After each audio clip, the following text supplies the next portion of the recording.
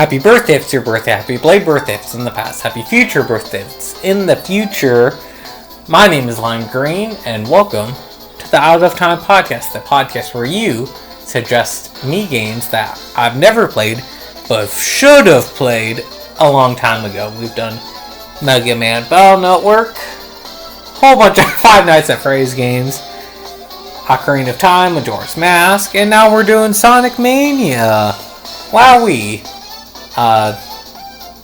Again, I've never played this game. Tried to stay away from spoilers the best I could have. Because I figured I wanted to play this game later. And here I am playing this game later. And actually, I said last time, this turned into one of my bedtime playing games I play, right before you go to bed. So I breezed through most of the game. At least I think it's most of the game. And now this is going back over and giving everything a second look. And today, we're talking about Studiopolis Zone, which I feel was one of my favorite zones. It's kind of like a gambling zone. Sonic has a connection with gambling. I'm not entirely sure why. Alright, I haven't played Sonic Adventure, either of the games. I own Sonic Adventure 1, which is really insane to me, because, all the YouTubers talk about it. I just want to buy it so I could say I own it. And every time I look at it on the shelf, it mystifies me. I'm meaning to get Adventure 2 eventually, and it kind of shocks me. Even though, I'm not the biggest Sonic fan, this series is kind of turned me into a Sonic fan. That's what this entire series is for. To try and make me a bigger Sonic fan than I am. But it kind of mystifies me. There I go using that word again. But why they haven't re-released the adventure games, I'm not sure why. But they have done colors again.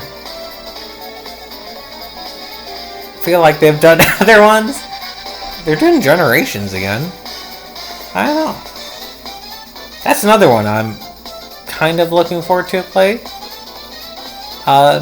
When it comes out, Generations. I've never played Generations. Played a little bit of Colors. All the Sonic games I've played a little bit. But jumping back into Studiopolis.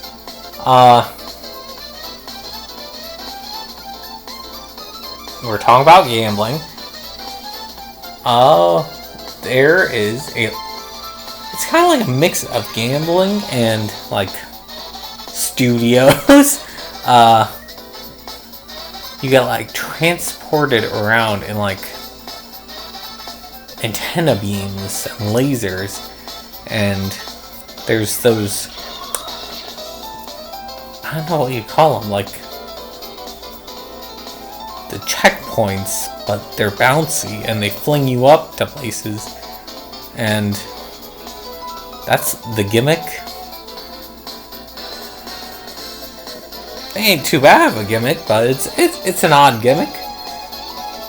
It makes you feel fast, and at one point you get thrown into, it might be Act 2, I want to say, that you get thrown into a giant pinball machine, and it's like a bingo almost, and I didn't get anything. It's a thumbs down, but I did not see that the first time I played through Studiopolis. That might be a secret area, I'm not sure, but I'm all for the vibes of Studiopolis. did not get a Chaos Emerald. Going through, I have to say, still stuck with 2. The boss of the first act. And now we're referring to the thumbnail. I felt kind of... How do I refer to this? I've played Freedom Planet. And that's like the most Sonic experience I've had.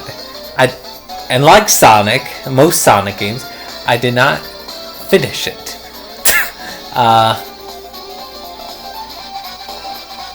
If you've watched my Five Nights at Freddy's series, you'll see that Click Team had a hand in Click Team being the people who did the Five Nights at Freddy's ports.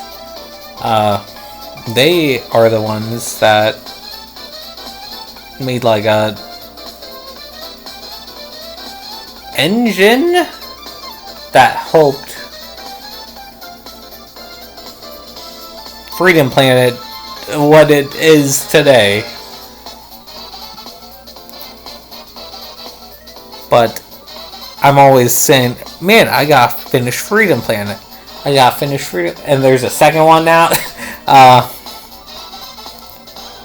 But the Freedom Planet boss that really got me to just put the game down entirely was this boss, dragon boss. I don't even know its name, and you're you're like running along and it's like shooting fire or something. I don't even know. I just remember it caused me so much mental pain. And Lilac kept dying over and over. And the stages in Freedom Planet, you had like a wide open space. It feels fun to go fast. Sort of like a Sonic Mania. And it gives you a wide array of characters. But I'm like, man, I gotta play only with the main character and then move on to the other characters. But I never made it through Lilac's Rock. Again, I need to play a Freedom Planet again. One day. But the boss of Act 1, Studiopolis, is very much like a Freedom Planet boss, where it's like an auto runner and you just have to jump on the right missiles at the right time and they'll go back to the egg.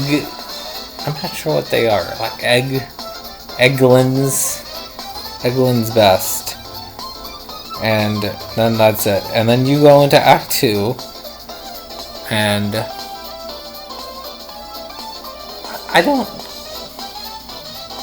I'm not as big a fan as the music in Act 2.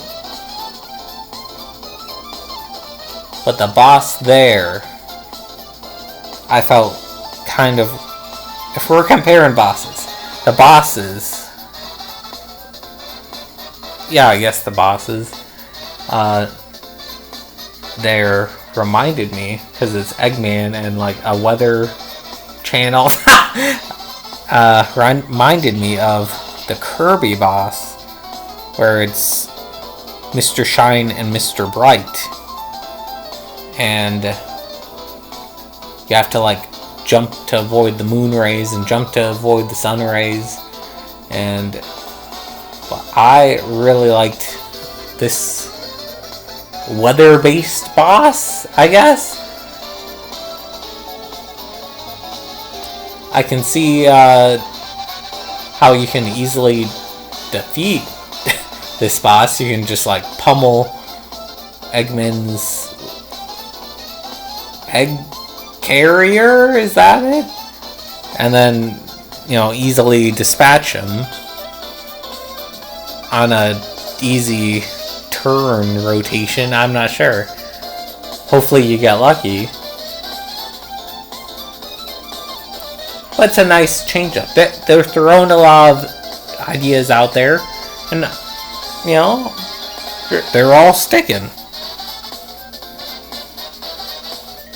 But that was Studiopolis. I have to say, though, one more thing. If we're really focusing on the studio aspect, there's not really a studio-themed boss, would you say? The stage is definitely, like, movie-inspired.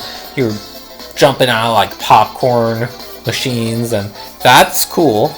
I give them all the props in the world for that. That's amazingly cool. It feels cool to run fast and come out popcorn machines and get transported by, like, antennae and whatever. But if the boss was incorporated in the stage and the theme, I think that would be, like, the perfect, not setup, but the perfect stage combination, I guess. I don't know. Do you agree with me? Maybe? I don't know. Am I just yapping? Do you like Freedom Planet better than Sonic Mania? I don't know. Let me know in the comments down below. And next time, what is the next stage? I don't know. I forget. I think it is the one I took forever to get through.